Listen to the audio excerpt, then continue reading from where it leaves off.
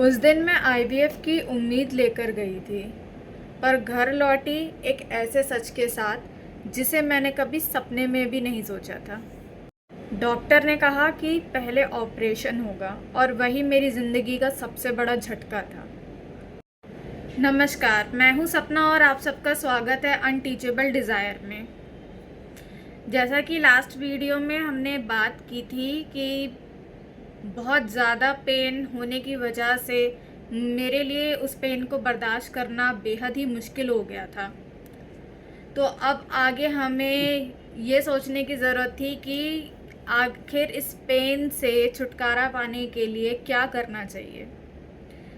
और इसी तरह से सोचते सोचते मैं स्क्रॉल कर रही थी इंस्टाग्राम पे, और तभी मैंने वहाँ पे एक आईवीएफ स्पेशलिस्ट की वीडियो देखी जो कि एंडोमेट्रियोसिस के ही केसेस के बारे में डिस्कस कर रही थी। तो वो बता रही थी कि किस तरह से उन्होंने एंडोमेट्रियोसिस के केसेस को हैंडल करा है और किस तरह से उन्होंने आईवीएफ ट्रीटमेंट के द्वारा प्रेगनेंसीज अचीव करवाई है। तो ये सुनने के बाद मैंने सोचा कि क्यों ना एक बार इनसे कांटेक्ट कर कर देखा जाए। क्या पता जब मैं इतने डॉक्टरों पर जा चुकी हूँ तो एक बार इनके पास भी जाकर देखूँ कि ये क्या बताती हैं आखिर। क्योंकि कहते हैं ना कि हर तरह से सलाह लेना बेहद ज़रूरी है किसी भी अंतिम फैसले पर पहुंचने के लिए। तो इसी वजह से मैंने उनसे कांटेक्ट किया, और सबसे अच्छी बात ये भी थी कि उनकी first consultation free of cost थी। तो कोई प्रॉब्लम भी नहीं थी मुझे फ़र्स्ट कंसल्टेशन लेने से। तो उसके बाद मैंने अपने हस्बैंड से भी डिस्कस किया इस बारे में कि ऐसी ऐसी बात है, एक बार हम देखते हैं जाके, क्या पता हमें कुछ सॉल्यूशन के साथ साथ पेरेंट्स बनने के लिए भी कुछ रास्ता मिल जाए। काफ़ी सारे लोगों का कहना था कि मेरी एज काफ़ी कम है, तो मुझे इतनी जल्दी क्या है प्रेगनेंसी अचीव करने की। पर लेकिन उन्हें शायद ये नहीं पता कि भले ही मेरी एज कम है, पर एंडोमेट्रियोसिस एक ऐसी बीमारी है जो कि धीरे धीरे हमारे जो ऑर्गन्स होते हैं उस पर अटैक करती है। चाहे वो ओवरी हो, चाहे वो यूट्रस हो, और चाहे वो हमारा स्टमक एरिया ही क्यों ना हो। तो ये एंडोमेट्रियोसिस एक ऐसी बीमारी है जो कि धीरे धीरे ऑर्गन्स पे अटैक करती है, हमारा एएमएच लेवल लो कर देती है। तो इसीलिए भले ही मेरी एज कम हो, पर मेरी बीमारी इतनी छोटी नहीं है। और बीइंग अ मैरिड वुमेन, ये मेरे लिए सोचना बहुत ज़रूरी है कि मुझे अपनी बीमारी के सॉल्यूशन के साथ साथ किस तरह से अपने पेरेंटहुड का सपना भी पूरा करना है। तो फाइनली हम नेक्स्ट डे डॉक्टर के पास विज़िट करते हैं और उनसे बात करते हैं, सारा कुछ डिस्कस करते हैं। वो मेरी सारी रिपोर्ट्स देखती हैं, पर वो उसके बाद कुछ ऐसा कहती हैं कि मैंने मतलब सोचा नहीं था कि वो ऐसा कुछ कहेंगी। थोड़े टाइम के लिए उनकी बात सुन के मैं एकदम ऐसे हो जाती हूँ, मेरे लिए बहुत शॉकिंग हो जाता है कि क्या ऐसा भी करना ज़रूरी है। वो हमें बताती हैं कि आपके ट्यूब में काफ़ी ज़्यादा प्रॉब्लम नज़र आ रही है, जिसको हाइड्रोसेल्पनिक्स कहते हैं। तो इस हाइड्रोसेल्पनिक्स की वजह से कोई भी आपका आईवीएफ नहीं करेगा जब तक आपकी वो ट्यूब क्लिप ना कर दी जाए। जब वो आपकी ट्यूब क्लिप होगी तभी ही आपका हाइड्रोसेल्पनिक्स ठीक होगा, और तभी हम कर सकते हैं। क्योंकि हाइड्रोसेल्पनिक्स का जो पानी होता है वो यूट्रस के बच्चे के लिए एक जहर के समान होता है। अगर थोड़ा सा भी पानी यूट्रस में जाता है रिसकर, तो यह उस बच्चे के लिए बहुत टॉक्सिक होगा और अबॉर्शन का भी चांस रहेगा। तो अगर आप सोच रहे हैं कि नेचुरली तो आपके केस में पॉसिबल नहीं हो पाएगा, बिकॉज़ आपकी एंडोमेट्रियोसिस स्टेज 4 पे जा चुकी है और हाइड्रोसेल्पनिक्स भी है आपके ट्यूब में, जिसकी वजह से नॉर्मल बहुत ज़्यादा मुश्किल है कि आप कंसीव कर पाएंगी। अब उन्होंने इतना बड़ा फैसला लेने के लिए कह दिया कि आपको ऑपरेशन ही कराना पड़ेगा। सबसे पहले आपके ट्यूब में जो फ्लूइड है हम उसे निकालेंगे, ट्यूब्स को क्लिप करेंगे, तभी हम आगे कुछ और प्लान कर सकते हैं। जो एंडोमेट्रियोसिस की टिश्यूज़ हमें नज़र आएंगे हम उसे क्लीन करेंगे। अब मैंने कभी इससे पहले कोई ऑपरेशन नहीं करवाया है, मेरे लिए ये फर्स्ट एक्सपीरियंस है और मुझे ऑपरेशन जैसी चीज़ों से बहुत ज़्यादा डर लगता है, पर फिर भी हमें फ़ैसला लेना पड़ा। तो मेरे हस्बैंड के एक फ्रेंड थे, उनको मेरी कंडीशन पता थी कि इस तरीके की कंडीशन है मेरी। तो उन्होंने एक दिन मुझे बताया कि भाभी मेरी एक सिस्टर है, वो एक डॉक्टर पर जाती हैं, वो काफ़ी ज़्यादा एक्सपीरियंस डॉक्टर है और आपकी सिचुएशन जैसे बहुत सारी सिचुएशंस के लोग उनके पास आते हैं, बहुत दूर दूर से आते हैं।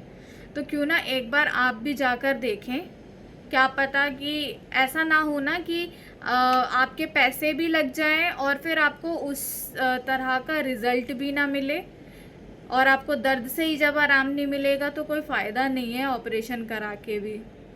तो इसी वजह से फिर हम गए वहाँ पे, डॉक्टर से मिले जो उन्होंने हमें सजेस्ट किया था, उन्हें हमने सारी रिपोर्ट्स दिखा के बातचीत करी।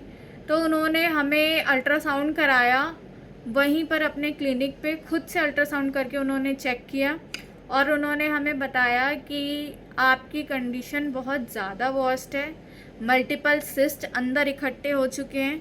जैसा कि मैंने आपको पहले बताया था पार्ट 2 में कि फॉलिकल स्टडी हुई थी मेरी, जिसकी वजह से मल्टीपल सिस्ट बन गए थे। तो उसमें से जो सिस्ट रप्चर हुए वो तो नीचे की साइड से वो निकले तो नहीं, बट वो रप्चर होके वहीं पे हेमरेजिक सिस्ट में कन्वर्ट हो गए, यानी कि जो ब्लड इकट्ठा हो जाता है वो ब्लड से सिस्ट बन गई। और बहुत सारे कुछ ऐसे सिस्ट भी थे जो कि फॉलिकल सिस्ट थे। तो अंदर काफ़ी सारी गांठें भी थी, हाइड्रोसेल्फनिक्स था तो पानी भी भरा हुआ था ट्यूब में, और एंड्रोमेट्रियोसिस वो तो था ही था।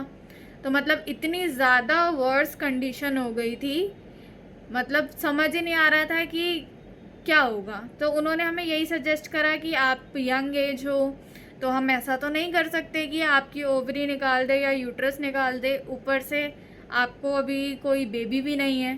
तो अब हमें बहुत सोच समझ के प्लान करना पड़ेगा चीज़ें कि कैसे क्या करना है।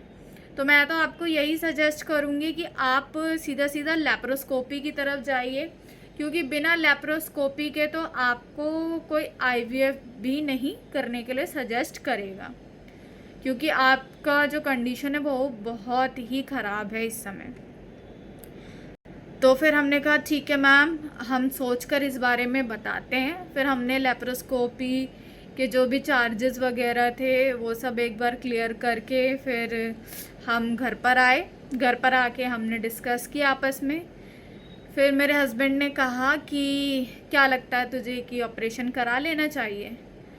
मैंने कहा आई थिंक लगने जैसा कुछ भी नहीं है इसमें, क्योंकि हमारे पास कोई और ऑप्शन तो है नहीं ऑपरेशन कराने के अलावा, क्योंकि पेन ख़त्म हो नहीं रहा है, अंदर मल्टीपल सिस्ट बन चुके हैं जिसकी वजह से पेन ख़त्म होगा भी नहीं, अंदर फ्लूइड जमा हुआ है। अगर वो फ्लूइड और लॉन्ग टाइम तक ऐसे ही कंडीशन में जमा रहेगा तो हो सकता है कि आगे चल के कोई न्यू डिसीज़ को क्रिएट कर दे। तो हमारे पास कोई भी ऐसा ऑप्शन नहीं था कि हम उस ऑपरेशन को टाल सकते। और काफ़ी लोगों ने बोला कि आयुर्वेदिक दवाइयाँ भी आप ट्राई कर सकते थे। तो मैं आपको बता दूं, मैं आयुर्वेदिक दवाई के लिए भी गई थी। जब मुझे बहुत ज़्यादा पेन हो रहा था तब मैं all India institute of Ayurveda यहाँ पर भी गई थी, डॉक्टर से बातचीत भी करी थी इस बारे में मैंने, बट लेकिन उन्होंने मुझे भी यही सजेस्ट करा कि आप या तो एम्स चले जाओ या सफदरजंग चले जाओ, क्योंकि आयुर्वेदिक डॉक्टरों के पास सिर्फ मेडिसिन का उपचार था, ऑपरेशन का उपचार नहीं था।